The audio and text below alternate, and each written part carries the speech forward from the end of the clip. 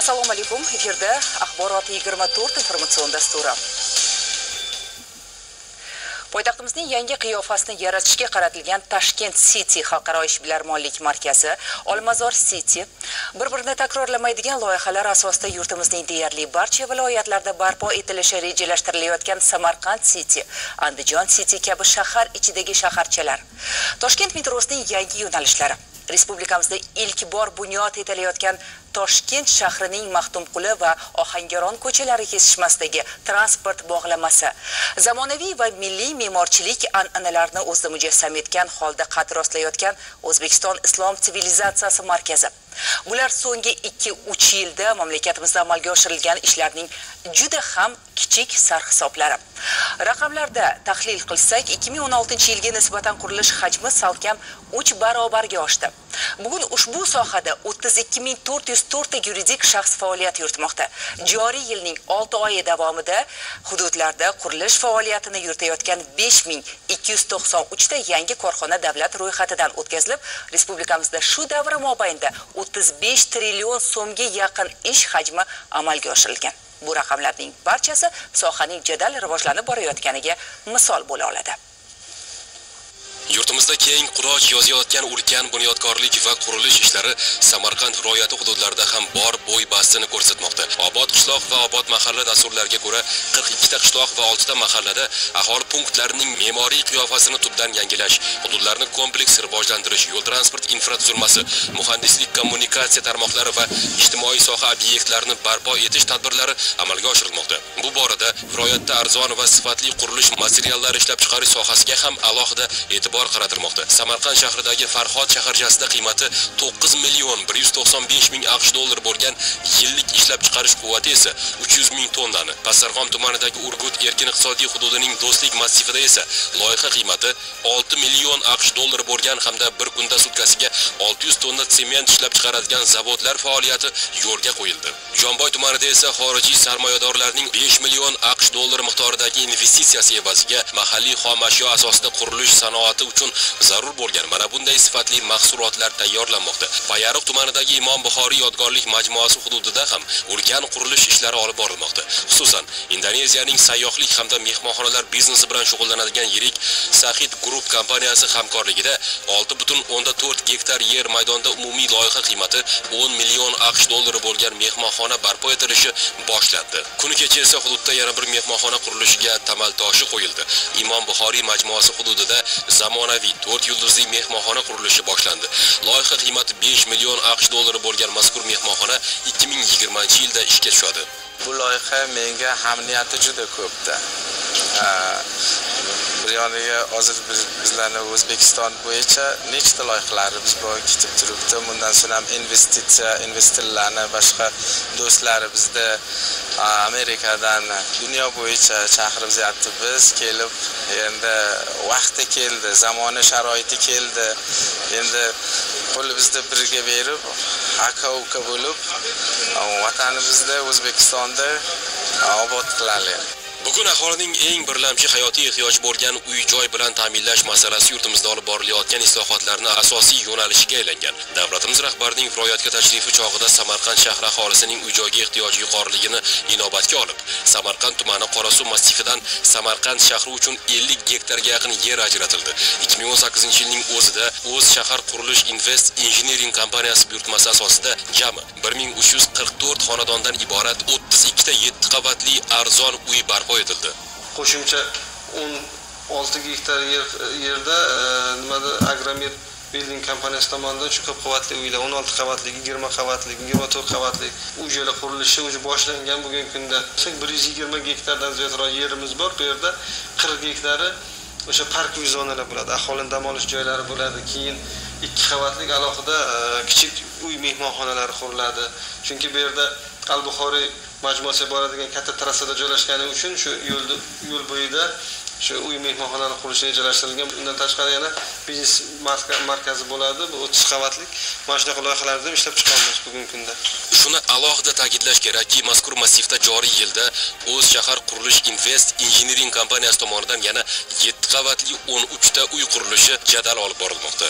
Energiya tejovchi materiallar ishlatilyapti. O'sha uyda ichidagi mo'tadil harorat, havo haroratini saqlab turish uchun va qolaversa o'sha tabiiy gaz, elektr tejovchi zamonaviy konturnli kotyollar qo'yilyapti. Quruvchi muhandislar mazkur uylarning muhandislik tizimlari, infratuzilmalarini rivojlantirishga alohida e'tibor qaratishmoqda. Xususan, qurilish jarayonida mahalliy korxonalarda tayyorlanayotgan arzon va sifatli qurilish materiallaridan unumli foydalanish, kommunikatsiya tarmoqlarini qurishda zamonaviy energiya tejamkor jihozlarni o'rnatish ham asosiy vazifa etib belgilangan.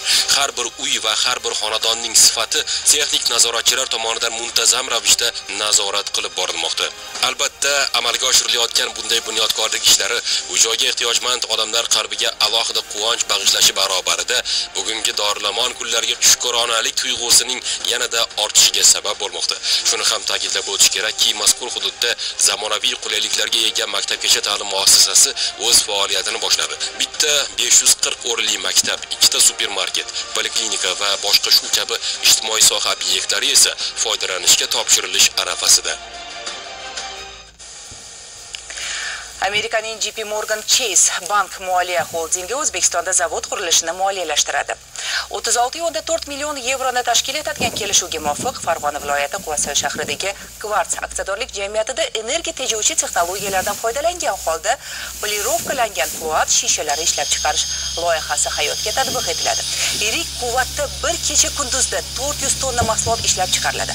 Texnologik uskunalarni Xitoyning Shanghai Pony Technologies kompaniyasi yetkazib beradi. Mutaxassislarning fikricha, loyihaning amalga oshirilishi 300 ta yangi ish o'rni yaratish bilan birga mahalliy bozorni kelgusida eksportga yo'naltirilgan sifatli mahsulot bilan ta'minlash imkonini ham beradi. O'z mehnati bilan shahar va qishloqlarda butun yurtimizda yangi ishlab chiqarish korxonalari, muhim ijtimoiy obyektlar, muhtasham uy-joylar, yo'l va ko'priklar barpo etib hayotimizni yanada obod, go'zal va tarovatli etish yo'lida fidokorona mehnat qilib kelayotgan oliyjanob kasb egalari doimo e'zozda. Xalqimizning hayot sifati va darajasini oshirishga bevosita xizmat qiladigan o'zgarishlar haqida gapirganda ularning sa'y-harakati bilan bunyod etilayotgan majmualar gavdalanadi. Avgust oyining 2-yakshanbasi yurtimizda qurilish sohasi xodimlari kuni keng nishonlanadi. Sana munosabati bilan poytaxtimizda tantanali tadbir bo'lib o'tdi. Bugun jonajon O'zbekistonimiz bunyodkorlik qurilishlar og'ushida. Minglab zamonaviy ko'p qavatli turar joylar barcha hududda qad rostlayapti. Toshkent City kabi shahar ichidagi shaharchalar yurtimizning turli nuqtalarida bunyod bo'lmoqda. Poytaxtda qurilayotgan Toshkent metrosining yangi yo'nalishlari ishga tushgach, xalqimizning faxriga aylanadi. To'raqo'rg'onda issiqlik elektr stansiyasi, Navoiy Azotda 3 ta yirik investitsion loyihaga qo'l urilgan. Bu qatorni yana uzoq davom ettirish mumkin. Ushbu inshootlarni kim quryapti? O'zimizning matonatli, mehnatkash quruvchilarimiz. Ular har qancha e'tibor, rag'batga munosib. Ma'lumki 2017-yildan buyon davlatimiz rahbari qaroriga asosan avgust oyining 2-yakshanbasi qurilish sohasi xodimlari kuni sifatida keng nishonlanadi. Fidoyi quruvchilarimiz bu yilgi ayyomga ham katta yutuqlar bilan yetib kelishdi. Poytaxtimizdagi Navro'z tantanalar uyida bunyodkorlik ishiga o'zining munosib hissasini qo'shib kelayotgan soha xodimlari yig'ildi. Juda qurilishga katta mablag' yo'naltirilyapti respublika byudjetidan. Buning asnosida minglab odamlar ish bilan ta'minlanyapti. Xudoga shukr, biz yildan yilga o'z qurilish hajmimizni ko'tarib boryapmiz. O'tgan yil masalan 60 milliard qilgan bo'lsak, bu yil 100 milliardga ko'taryapmiz. Hazrat Xizr majmuasini qurilishida ishtirok etdim. Turizm xalqaro universiteti mening tashkilotim tomonidan qurilyapti. Samarqand davlat arxitektura instituti bosh binosi bizning tashkilot tomonidan ta'mirlanyapti. Albatta faxrlanaman. Marosimda so'z olganlar bugun sohaga katta e'tibor qaratilayotgani, natijada qurilishlar hajmi 2016-yilga nisbatan 3 barobarga oshganini qayd etishdi. Ma'lumot berilishicha, joriy yilda investitsiya dasturlari doirasida moliyaviy manbalar hisobidan 3000 ga yaqin obyektda qurilish montaj ishlari olib borilmoqda. Tantanali marosimda qurilish sohasi fidoyilari bayram bilan qutlandi. Go'zal konsert dasturi yig'ilganlarga ko'tarinkilik baxsh etdi. Hurmatli quruvchilar, O'zbekiston 24 telekanali ijodiy guruhi sizni ushbu ayyom bilan muborakbod etadi. Muhtasham inshootlar qurib, yurt ko'rkiga ko'rk qo'shishdan charchamang. Obod mahalla, obod qishloq, obod markaz dasturlari. Davlatimiz rahbari tashabbusi bilan boshlangan bunyodkorlik loyihalari shahar va qishloqlarimizni ana shunday manzillarga aylantirish, xalqimizning hayotiga tom ma'noda yangilanishlar shiddatini olib kirishga xizmat qilmoqda. Mavzuni Buxoro viloyati Qorako'l tumanida obod markaz dasturi doirasidagi ishlar misolida davom ettiramiz.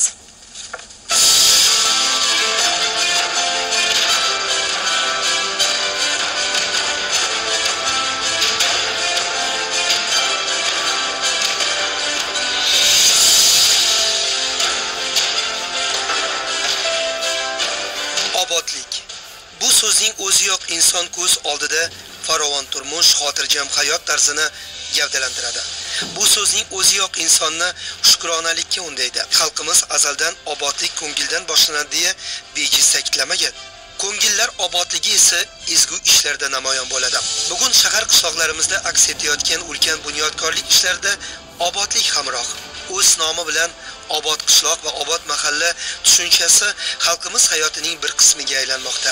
Qorako'lliklar ham hududda kechayotgan o'zgarishlar, yangilanishlardan kuch olib, ilhom olib, belini mahkam bog'laganicha ishga kirishdi.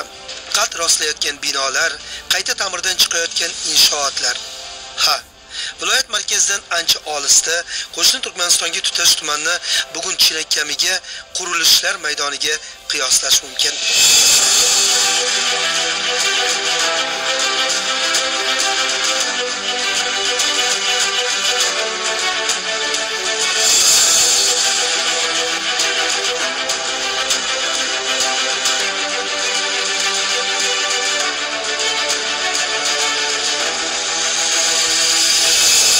Barini kuzata turib bugun boshlangan va amalga oshirilayotgan islohotlar nechog'lik kutilgan voqelik ekaniga amin bo'ladi kishi. Bir paytlar toza ichimlik suv bo'lishiga umidvor, ravon yo'llardan o'z manziliga borishni xayol qilgan, sifatli maishiy xizmatdan foydalanish istagida yurgan aholi tuman markaziga kelib, o'zini boshqa hududga tushgandek tasavvur qilayotgan bo'lsa, ne ajab.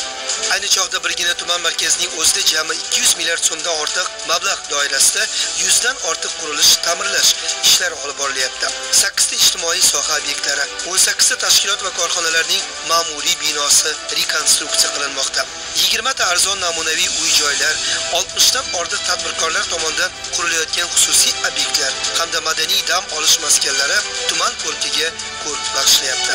E'tiborli tomoni, birta ko'p tarmoqli markaziy poliklinika binosi, 2 ta maktab, 5 ta maktabgacha ta'lim muassasasi yaqin orada to'liq foydalanishga topshiriladi. 4 milliard 400 million so'mlik mablag' hisobidan barpo etilayotgan mo'jazgina aholi punktida barcha qulayliklarni muhayyo etish nazarda tutilgan. Ayni paytda bu yerda 140 nafarga yaqin ishchilar uylarni pardozlash ishlari bilan band. 1 va 5 sonli 140 o'rinli, 14 sonli 50 o'rinli maktabgacha ta'lim muassasalari, 1 va 15 sonli umum ta'lim maktablari yangi o'quv yilida tarbiyalanuvchi va o'quvchilar uchun tamoman yangi qiyofaga kirmoqda. Ertamiz egalarining sifatli ta'lim olishi, qorako'llik yoshlarning zafarli odimlarini davom ettirish maqsadida mutasaddilar bu yo'nalishga yanada kengroq e'tibor qaratishyapti. Hududdagi ma'muriy binolarni qurish va ta'mirlash borasida ham shunday fikrlarni aytish mumkin. Yoshlar xiyobonidagi 1200 o'rinli amfiteatrning yangidan qurilishi, 510 o'rinli tuman tibbiyot kollejining asosiy o'quv binosidagi olib borilayotgan ishlar albatta qorako'lliklarni cheksiz g'ururga chulg'amoqda. Tumanning Jigatchi, Yangi bozor hududlaridagi yo'llar yillar davomida ta'mirtalab ahvolda bo'lganligi sabab markazdan ancha olisda bo'lgan Jigatchi va Yangi bozorliklar uchun noqulay sharoit masofani yanada ko'proqdek his qilishlari uchun ko'nikma hosil qilganda, bugun ushbu hududlar go'yoki tuman markaziga yaqinroq joyga ko'chib o'tgandek. Boisi ta'mirlangan yo'llar aholida shunday tasavvur uyg'otmoqda. Viloyatning Qorako'l tumanida sifatli ichimlik suv bilan ta'minlashni yanada yaxshilash maqsadida 23 ta sig'imi 200 va 250 kub metr bo'lgan suv tarqatish inshootlari va suv minoralari qurilmoqda. Davlatimiz rahbarining Buxoro viloyatiga joriy yilning 29-30 mart kunlari amalga oshirilgan tashriflari chog'ida tumanning Sayyot va Poyken qishloqlari aholisi sonidan kelib chiqib, qo'shimcha yana 4 ta suv tarqatish inshootlari va suv minoralarini foydalanishga topshirish rejalashtirilgan. Lavhamiz avvalida so'zimizni obodlik tushunchasi bilan boshladik. Obodlik yo'lida amalga oshirilayotgan har bir tadbir eng avvalo islohotlariga xizmat qilishi eng oliy maqsaddir. Bugun yurt obodligi, xalqaro turmush sari qo'yilayotgan bu qadamlar hamyurtlarimizni hamisha bu tushunchani hayotlariga hamroh etishga chorlashi shubhasiz.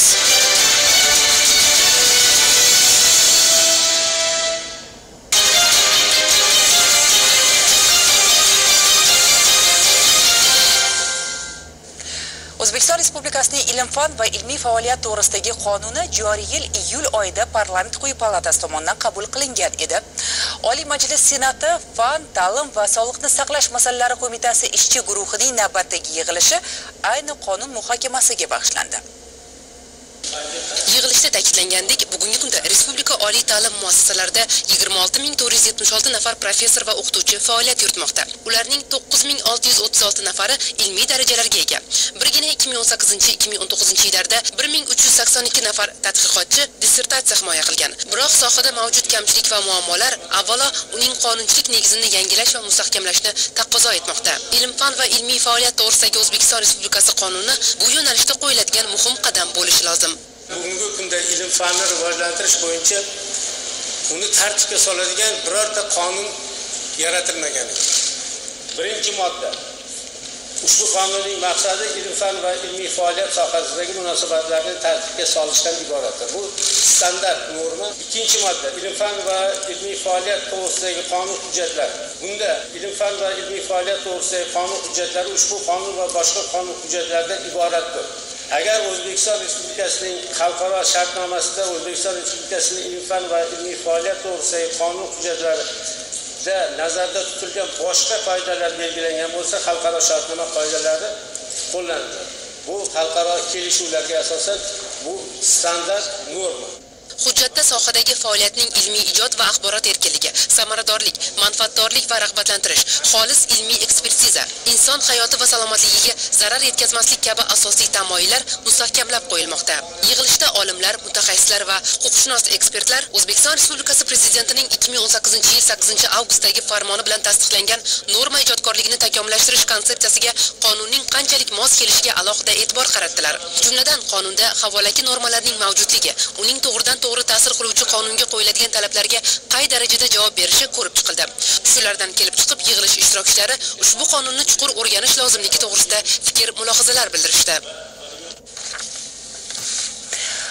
Reklama to'g'risidagi O'zbekiston Respublikasi qonuni. Oliy Majlis quyi palatasi deputatlari 1 yildan buyon mazkur qonunni takomiliga yetkazish maqsadida faoliyat yuritmoqda. Xo'sh, hujjatning yangi tahrirdigisiga qanchalik ehtiyoj bor? Unga qanday o'zgartirishlar, yangiliklar kiritish zarur? Qonunchilik palatasining innovatsion rivojlanish, axborot siyosati va axborot texnologiyalari masalalari qo'mitasi tomonidan tashkil etilgan davra suhbatida shu va boshqa masalalar keng muhokama qilindi.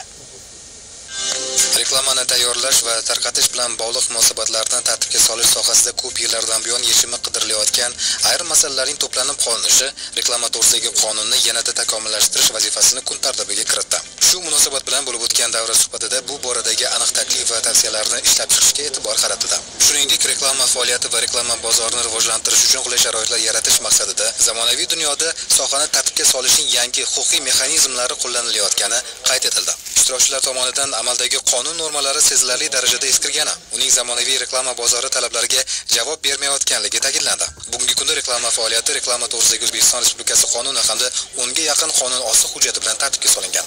Bu esa ko'proq qonunga emas, qonun osti hujjatlariga murojaat qilishimizga to'g'ri kelayotgan edi. Shu deputatlar oldiga qo'ygan eng muhim vazifalardan biri shu ertaga o'sha reklama sohasida faoliyat ko'rsatuvchi tadbirkorlarimiz bo'ladimi, umuman tarqatuvchi, uni shu reklamani beruvchilar, ana shu fuqarolarimiz bo'ladimi? Ana shu reklama to'g'risidagi munosabatlarda faqat bittagina hujjatga, ya'ni to'g'ridan to'g'ri amal qiluvchi qonunga murojaat qilishi bu ham o'zimizning ichki tadbirkorlarimizga va xorijiy investorlarimizga ham demak anchagina imkoniyatlarni keltiradi. Qonunimizda hali tartibga solinishi kerak bo'lgan munosabatlarimiz anchagina. Axborot kommunikatsiya texnologiyalari juda ham jadallik bilan rivojlanyapti va ularda reklama bilan bog'liq bo'lgan faoliyatni tartibga solish ehtiyoji vujudga kelmoqda. Oddiy misol mana hozirgi kunda agar e'tibor beradigan bo'lsangiz, mana blogerlarning ham faoliyatida mana reklamalar amalga oshirilayotganligini ko'rishimiz mumkin. Bu ham xalqaro tajribada qonun hujjatlarida tartibga solingan, lekin bizning munosabatlarimizda haligacha tartibga solinmaganligini ko'ramiz.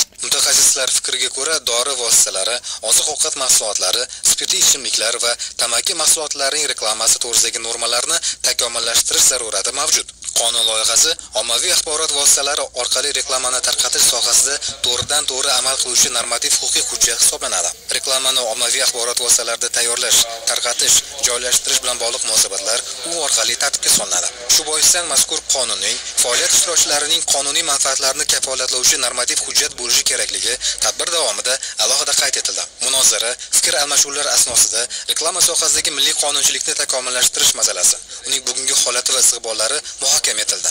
Tegishli taklif va tavsiyalar ishlab chiqildi. Poytaxtimizda oktyabr oyida iqtisodchilar xalqaro forumiga mezbonlik qiladi. Mamlakatimizda ijtimoiy-iqtisodiy barqarorlikni ta'minlash borasidagi dolzarb muammolarni muhokama qilish va innovatsion yechimlar topish bo'yicha o'ziga xos platformaga aylanishi kutilayotgan forumda yetakchi xorijiy va mahalliy ekspertlar, ilmiy, akademik va ishbilarmon doiralar vakillari ishtirok etadi. Shuningdek, xalqaro tashkilotlarning mutasaddi rahbar va xodimlari ham qatnashishi ko'zda tutilgan.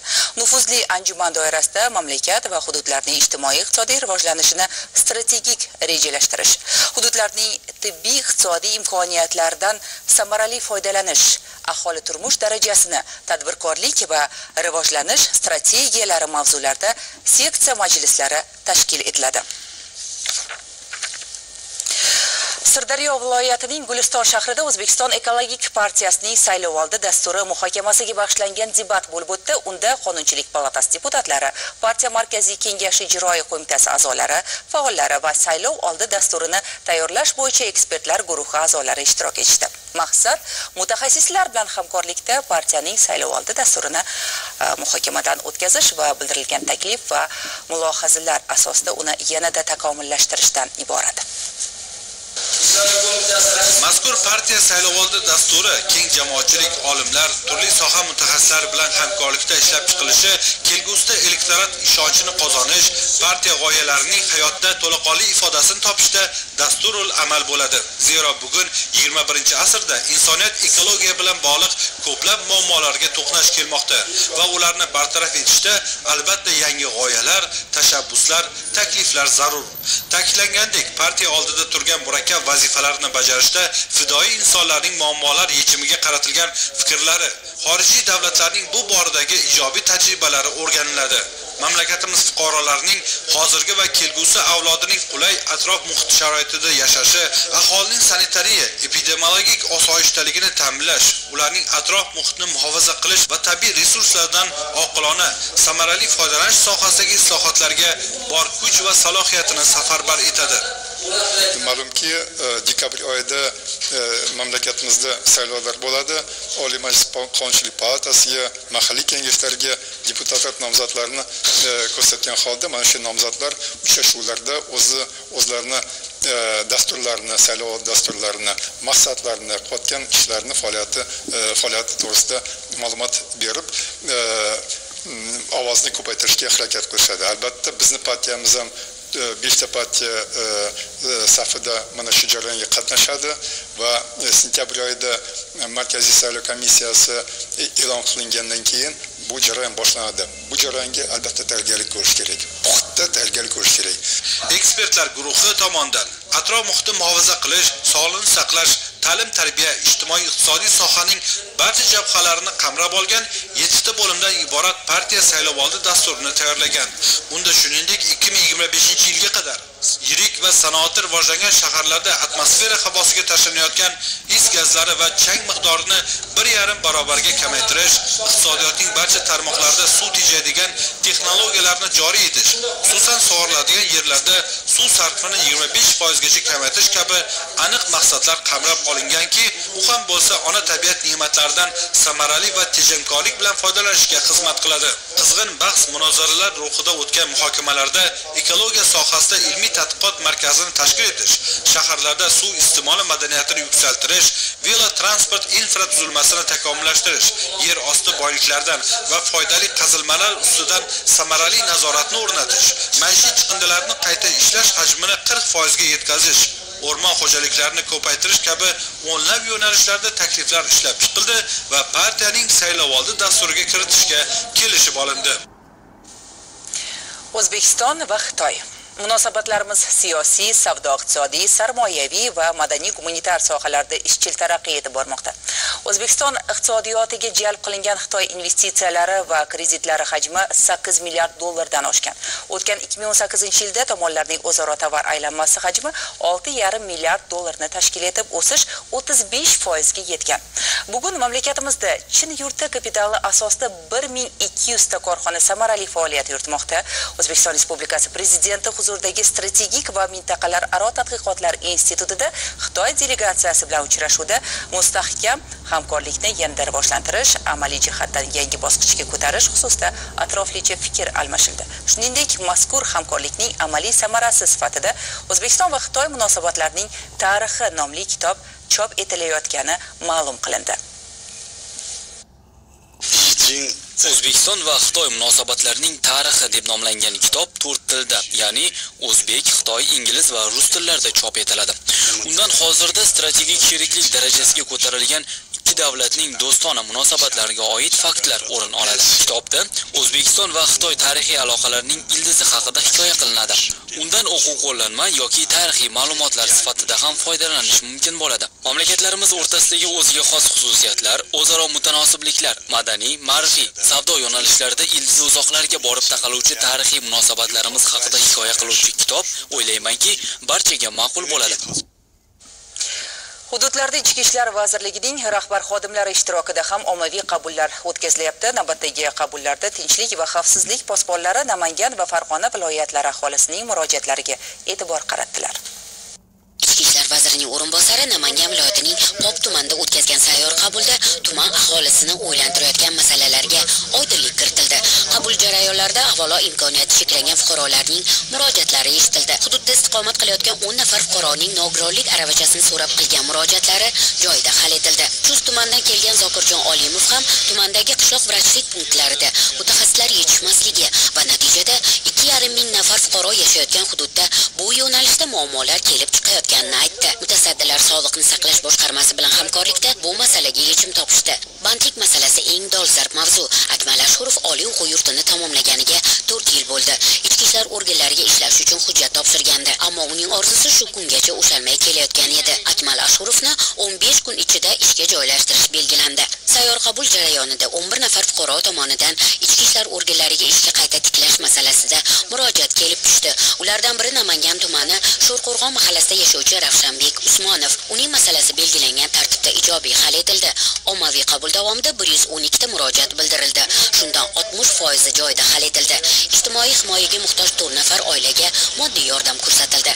Soha vakillari pop erkaklar muruvvat uyda bo'lib, yaratilgan sharoit bilan yaqindan tanishdi. Bu yerda ularni ijtimoiy qo'llab-quvvatlovchi ko'maklar ko'rsatildi. Oltiariq tumanida o'tkazilgan sayyor qabulda Farg'ona viloyatidagi 19 ta shahar tumanlaridan fuqarolar qatnashdilar. Uchrashuvda yurtimizda olib borilayotgan islohotlar mazmun mohiyati, uning tag zamirida inson manfaatlari yotganligi e'tirof etildi. Odamlarni o'ylantirayotgan muammolar bee'tibor qolmasligi ta'kidlandi. Dastlab ehtiyojmand oilalarga uy-ro'zg'or buyumlari tarqatildi. Shuningdek, tadbirda bandlik, elektr tarmoqlari tizimidagi kamchiliklar, tibbiy yordam kabi o'nlab yo'nalishlarda fuqarolar murojaatlari tinglandi. 67 ta murojaatning 44 tasi joyida bartaraf etildi. 22 ta fuqaroning masalalarini hal etish bo'yicha chora-tadbirlar belgilandi. Rishtonlik mehnat faxriysi Muazzamxon Hamraliyeva bir necha yillardan beri nogiron, davolanish uchun o'rzir olishda qiynalib kelayotgan edi. Sayyor qabulda onaxonning muammosi o'z yechimini topdi. Polason mahalla fuqarolar yig'ini hududida istiqomat qiluvchi Donyorbek Ergashev bolaligidan nogiron. Tadbir tashkilotchilari ana shu oilada ham bo'lishdi. Xonadonga moddiy yordam ko'rsatildi. Tibbiy va ijtimoiy ahvolidan muntazam xabar olib kelinayotganligidan uning ota-onasi mamnun. Prezidentimizning hududlarning jadal ijtimoiy-iqtisodiy rivojlanishini ta'minlashga doir ustuvor chora-tadbirlar to'g'risidagi qarorida har bir rahbar xalq ichiga kirib borib, aholining qonuniy talablarini o'rganishi, uni hal etish, amaliy ko'mak berishi ko'rsatilgan. O'tkazilayotgan sayyor qabullar albatta ana shunday ezgu maqsadlarga xizmat qiladi. Gastrobazar xalqaro gastronomik festivali. Poytaxtimizda ish boshlagan mazkur tadbir O'zbekiston Respublikasi Turizmni rivojlantirish davlat qo'mitasi va Toshkent shahar hokimligi tomonidan tashkil etildi. Unda O'zbekiston va yaqin xorijning oshpazlari va restoratorlari, mamlakatimizning barcha hududlaridan kelgan umumiy ovqatlanish punktlaridan vakillari ishtirok etishadi. Festival oldidan tashkil qilingan brifing va ochilish marosimidan muxbirlarimiz xabar beradi. Hozirgi kunda gastronomik turizm jahon sayyohlik bozorining eng jadal ravishda rivojlanayotgan turizm yo'nalishi sifatida tan olingan. Sayyohlik sanoati daromadlarida gastronomik turizmning ulushi 30% ga yetadi va bu ko'rsatkich tobora o'sib borayotganligi tashkil etilgan matbuot anjumanida aytib o'tildi. Demak, festivalning asosiy maqsadimiz, bilasiz, gastro festival butun jahon turizm tashkilotining statistik ma'lumotiga qaraganda xorijga sayohat qiluvchi sayyohlarni asosiy 80% ga yaqini borayotgan davlatida gastronomik salohiyatiga taalluqli qandaydir festival yoki yarmarka, ko'rgazma, shunga o'xshagan narsalar bor yo'qligiga e'tibor bergan holda boradi va bu hozir mana ekspertimiz aytganidek oddiy turistdan ko'ra 1,5 barobar ko'proq daromad olib kelishga sabab bo'ladi. Tadbir doirasida xorijiy ekspertlar tomonidan turizmning turli yo'nalishlari bo'yicha ham mahorat darslari o'tkazilishi rejalashtirilgan. Festival doirasida biznes turizmi rivojlantirish masalasiga bag'ishlangan master class, ya'ni mahorat darslari bo'lib o'tadi. Bunga asosan 100 dan oshiq turoperatorlarimiz, mehmonxona xizmatlarini taqdim qiluvchilar, turizm sohasidagi assotsiatsiyalar, uyushmalar, 100 kishidan oshiq insonlarga shu mahorat darslarini tashkil qilamiz. Matbuot anjumanida ta'kidlanganidek, sayyohlar O'zbekistonga nafaqat dam olish, urf-odatlari bilan tanishish, balki xalqimizning mazali taomlaridan tatib ko'rish uchun ham ko'p marotaba tashrif buyurishmoqda. Bugungi kunda O'zbekiston gastronomik turizm yo'nalishida eng mashhur yo'nalish sifatida tan olingan va bu borada ko'plab samarali ishlar olib borilmoqda. Poytaxt markazi Sayilgoh ko'chasidagi mazali festival, turli oziq-ovqatlar namoyishi, ularning tarixi va albatta bugun ayni sohada erishilayotgan yutuqlar, yuqori martabali mehmonlar, restoran va kafe hamda viloyatlardan mohir oshpazlar, qo'li-gul ustalarni bir davraga jamlagan tadbir. Gastro Bazar Food 2019 yurtimizda ilk bor o'tkazilayotgan birinchi xalqaro festivalning tantanali ochilish marosimi. Unda davlatlararo hamkorlik, xalqlar o'rtasida madaniy aloqalarni kengaytirish, urf-odatlarni asrab-avaylash, bag'ri kenglik tamoyillarini keng targ'ib etish maqsad qilingani tashkilotchilar tomonidan alohida ta'kidlandi. Ma'lumki, bu yo'nalish bizda eng ustuvor yo'nalishlardan hisoblanadi. Gastronomik turizm bo'yicha bizning mavjud salohiyatimizdan kelib chiqib, bundan to'g'ri foydalanish maqsadida ushbu tadbir tashkillashtirildi. O'ylaymizki, mana bugungi kelib kun davomida tashrif buyurgan asosiy o'sha xorijlik sayyohlarni ko'rganimizdan ham qaysidir ma'noda o'zimiz rejalashtirgan maqsadlarga erishdik. Kelgusida shu kabi tadbirlarni sayyohlik mavsumi pasaygan paytlarda ko'proq o'tkazgan holda sayyohlarni aytishimiz mumkinki, o'sha qiladigan O'zbekistondagi taassurotlarni orttirishga, ularni O'zbekistondagi o'sha gastronomik salohiyatini yaqindan ko'rishga va qisqa qilib aytganda iqtisodiyotimiz uchun foyda keltiradigan ularning xarajatlarini ko'paytirishga olib keladi. Yeguliklardagi tam va rang-baranglik bir pavilyondan ikkinchisiga ko'chadi gastronomik mahsulotlar. Ular bizning iqlim, qishloq xo'jaligi, istaklarimiz, tariximiz va bugunni o'zida aks ettiradi. Har bir an'ana asosi zamonaviylik bilan bog'lanib ketgan. Har xil viloyatlarni, O'zbekistonni boshqa Toshkentdan tashqari viloyatlarni milliy taomlarini ko'rdik. Yaxshi shunaqa festivallar ko'p bo'lsa, yana ham yaxshi. Milliy taomlar sizga Xorazm, hammasi mazali, hammaga hammasi shirin, hammaga tanovul qilishga nima qilishdi, muyassar bo'ldi. Gap yo'q hammasiga. Hamma milliy taomlar bor ekan, hamma viloyatlar bo'yicha taomlar ko'rsatilgan ekan, ko'rgazma yetatib ko'rdik, hammasi yaxshi, bizga yoqdi. Qaysi biri masalan yoqqan sizga? Men bizga ko'proq Buxoro taomlari yoqdi. Milliy ko'rinish va milliy taom, turli pishiriqlar har qaysi davlatning tashrif qog'ozidir. Ular o'rtasidagi tafovut ham shunda. Festival haqiqiy gastronomik shouga aylandi. San'atkorlar ijrosidagi musiqa va raqslar, liboslar namoyishi bu ham ishtirokchilar kayfiyatiga ko'tarinkilik baxsh etdi.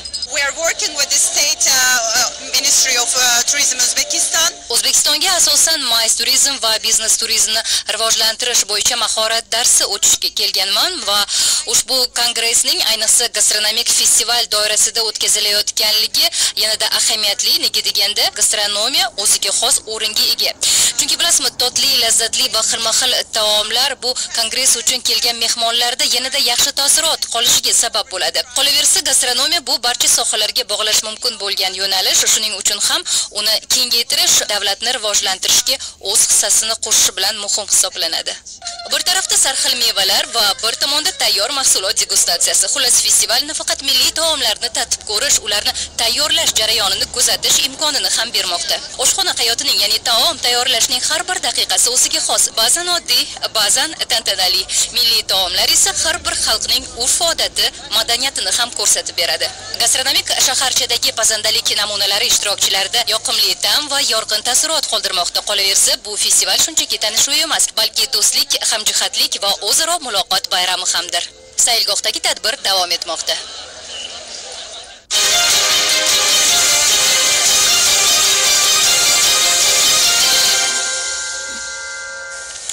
Jizzax viloyatining Forish tog'dali poligoni mezbonlik qilayotgan harbiy tibbiy estafeta bahslari tobora qizg'in tus olmoqda. E'tiborlisi, barcha shartlar bo'yicha mamlakatimiz vakillari peshqadamlar qatorida bormoqda. Shu va Armiya 2019 xalqaro armiya o'yinlari doirasida O'zbekiston jamoalarining ishtiroki haqida navbatdagi lavhamiz orqali tanishing. 8 avgust kuni jamoalar ushbu nufuzli musobaqaning tibbiy xizmat tarkibi uchun majmuaviy mashqlar bosqichida maxsus to'siqlardan o'tish va o'z mahoratini namoyon etish sharti bo'yicha kuch sinashdi. Ishtirokchilar granata uloqtirgan holda tunnel orqali to'siqlar yo'lagi va labirintli to'siqdan o'tishi lozim. Shundan so'ng Makarov pistoletini noto'liq qismlarga ajratish, 20 kilogramli qutilarni maxsus okop ichidan ko'chirish mashqini bajarishdi. Oldinda esa BTR-80 ostidan emaklab, qurolni noto'liq qismlardan to'liq holatga keltirish, labirintli to'siqdan o'tish va maydoncha bo'ylab yugurib, shartli bemor joylashgan hududga kirib borish sinovlari mavjud. Keyingi bosqichlarda estafeta qatnashchilari 3 ta shartli bemorlarga yordam ko'rsatish mashqlarini bajarishdi. Erkaklar o'rtasida Hamirtumas tibbiy xizmat kapitani Bobojon Elmurodov 4 daqiqa 49 soniya vaqt bilan mazkur shart bo'yicha rekord o'rnatdi. Rossiya va qozog'istonlik ishtirokchilar keyingi pog'onalarni egalladi. Endilikda estafeta qatnashchilari tanlovning eng yaxshi haydovchi va jamoaviy birinchilik shartlari bo'yicha bellashadi. Очень понравилось, как все организовано, как нас встретили. И по выступлениям очень сильно команда. Hammasi yaxshi tashkillashtirilgan. Bizga juda ham yoqdi. O'zbekiston jamoasi musobaqaga o'zining yuqori tayyorgarlik ko'rganligini namoyish qilishdi. Albatta qiyin, ammo biz ham yaxshi natija qayd etdik. Mamlakatingiz vakillari esa mezbon jamoaga xos tarzda harakat qilishdi. Bu yerga barcha jamoalar kuchli tayyorgarlik bilan kelishgan. Ayniqsa Rossiya, Qozog'iston kabi jamoalar oldida o'zbekistonlik harbiy shifokorlar kuchli tayyorgarlik ko'rganliklarini amalda isbotlashdi. Mazkur tanlov ko'tarinki ruhda o'tyapti. Xursandmanki, jamoam bu yerga kelganidan mamnun. И команда довольна, что мы сюда приехали. Tank biatloni musobaqasida ishtirok etayotgan yurtdoshlarimiz eng yaxshi natija bilan yarim finalga yo'l oldi. Bu haqda voqea jarayonlarida bevosita ishtirok etayotgan Mudofaa vazirligi Axborot va ommaviy kommunikatsiyalar departamenti muxbirlari xabar bermoqda. Yakka tartibdagi poyga bahslariga kichik serjant Jobirbek Imomnazarov boshchiligidagi ekipaj a'zolari yakun yasab berdi. Shuning bilan tank biatloni musobaqasining guruh bahslari nihoyasiga yetdi.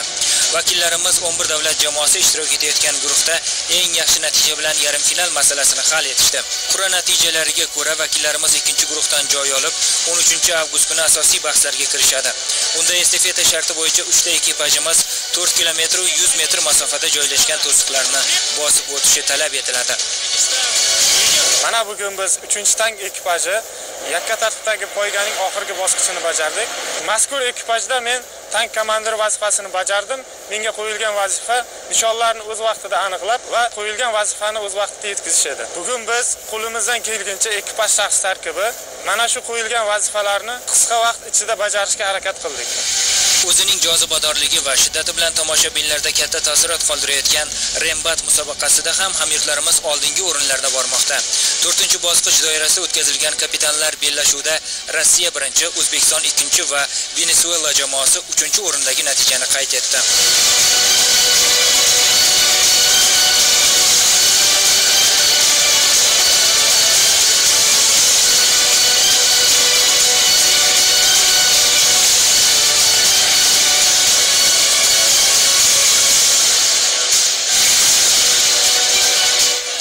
Elbrus halqasi tanlovida O'zbekiston harbiylari o'zining tog' tayyorgarligi bo'yicha puxta bilim va ko'nikmaga ega ekanligini amalda ko'rsatishdi.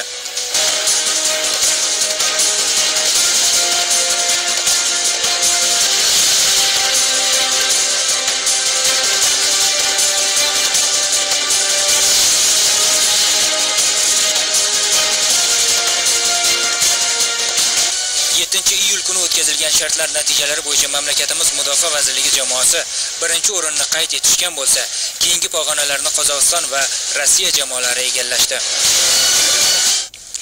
Bu sizlarga yetkazmoqchi bo'lgan xabar va lavhalarimizning so'nggisi edi. Voqealar vojini har soat boshida O'zbekiston 24 telekanali orqali kuzatib boring. Salomat bo'ling.